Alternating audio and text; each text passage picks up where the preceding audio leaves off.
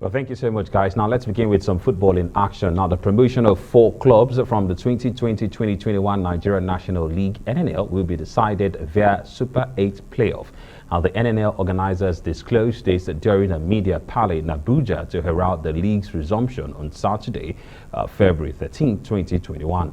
Now, the best 2 clubs in each group will qualify for the Super 8, whose venue and formality is yet to be decided. Promotion of teams to the Nigerian Professional Football League at the end of the 2020-2021 will be decided during the Super 8 playoff. Accordingly, at the end of Super 8 tournament, 4 best teams, 2 teams from the Northern Conference and 2 teams from the Southern Conference shall be promoted to the Nigerian Professional Football League. And joining us now to speak on the preparations for the new season is the media officer of the Nigerian National League, IGNIS AMAR. Now, you're very welcome, IGNIS. Now, what should we expect at the start of the league tomorrow?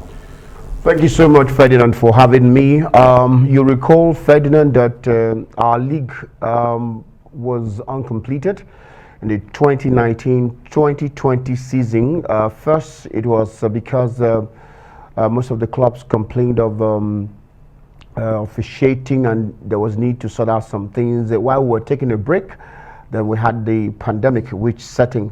The truth is that expectations are high. There is a new management under distinguished Senator Obi Nagba.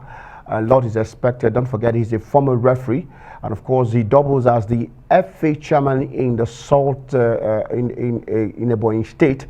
And of course, he's also the chairman House Committee, Senate House Committee on Sports. So much is expected from him. A lot of people want to see what he's bringing on board. You have a new chief executive officer in Sergio Mohammed Esquire, and of course, the former security chief with the Nigerian Football Federation. And then you have chief operating officer in the person of Emmanuel Adesanya. He has been there with the Federations Cup. So these are new hands on board with the NNL. So a lot has been expected. People want to see how well NNL is getting to organize and possibly to ensure that the challenges met in the last season would not surface again.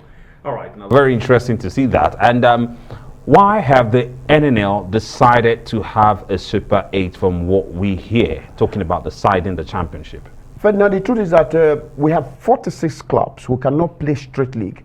Even the fact that the league, the 46 teams were cut into 2, Northern and Southern conferences, we can still not play straight league at that level. So it decided to become, decision was taken to make it more abridged. They were further broken down to A1, A2, B1, B2 for economic reasons and for conveniency, and because there is a calendar we need to meet and we must finish on time. Because if we play straight league without in the Northern and Southern region, or without the 46 team broken into Northern and Southern region, we might be playing till 2022. So that is why it's been broken like that. And for Super 8, you need to get the best. What we had last season was that we had straight, the first teams in the abridged divisions qualify straight to play for the Super 4 to determine which team goes into the Nigerian Elite class in the Nigerian Professional Football League. So the Congress has decided that there is need for competition. There is need to give others a chance so that they could also compete more favorably to seek for qualification tickets. So each team in the abridged divisions, 2 teams, the first 2 teams will make it to the Super 8, where we will have to play to determine which of the 4, the best 4, will go to the Nigeria Professional Football League. All right, and what are the preparations put in place during this pandemic period? Like I said before, Ferdinand, the expectations are high.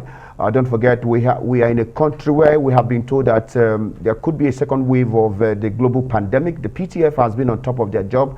There have been issuances coming from the Nigerian Football Federation that has prompted them to set up a task force for COVID-19, headed by Ibrahim Gusau, who is the chairman of the football in Zamfara State. He's also an NFF board member.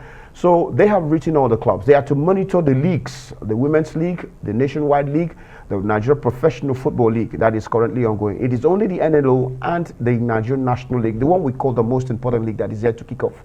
We had written the clubs, letting them know the need for this pandemic, that people who must take global measures to ensure that they adhere strictly to wearing of face mask, hand washing social distances. Don't forget, most of these games will be played indoors, and so we really don't expect fans to come into the stadium. It's only the players and match officials and allowed journalists who, even when they enter the stadium, will be sitting sparsely to ensure that we'll keep to the COVID-19 rules. All right, thank you so much, AMAR IGNIS, Media Officer of the Nigerian National League, and wish you all the best as you resume, or perhaps I should say, as thank you kick so off much for having me. I season. wish you'll be at the stadium starting from Area 3, where EFCC will play 3 tackles with FC Taraba, and of course in Malum Fashi Katsina, it's going to be Malum Fashi taking on Zamfara United on Friday. All right, there, we definitely will be looking forward to that. Thank you for having me.